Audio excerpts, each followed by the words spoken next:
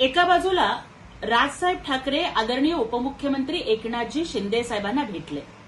यामुळं उद्धव ठाकरेंच्या एवढं पोटात दुखलं की स्वीकृत नगरसेवक पदासाठी मनसेचं एक नाव तरी विचारात घ्यावं ही आपल्या भावाची विनंती धुडकावून त्यांनी गरज सरो पण वैद्य मरो अशीच भूमिका घेतलेली आहे.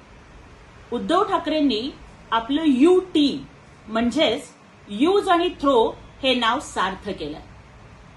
खरं तर उद्धवजी, तुम्ही खूप लवकर विसरलात की मुंबई महापालिका निवडणुकीमध्ये जर मनसे आणि राजसाहेब तुमच्या सोबत आले नसते ना, तर मुंबई महापालिकेत तुमचं नामोनिशाण सुद्धा उरलं नसतं.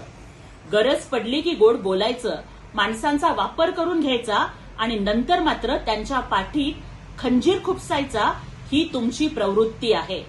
आणि आज सगळा महाराष्ट्र तुम्हाला हाच प्रश्न विचारतोय की जो आपल्या भावाचा झाला नाही तो गावाचा काय होणार. पण दुसऱ्या बाजूला माननीय उपमुख्यमंत्री एकनाथजी शिंदे साहेब मात्र इतके दिलदार आहेत की ते केवळ आपल्या सोबत असणाऱ्यांचं, आपल्या पक्षात असणाऱ्यांचंच नव्हे तर अगदी विरोधी पक्षात काम करणाऱ्यांचीही कामं करतात.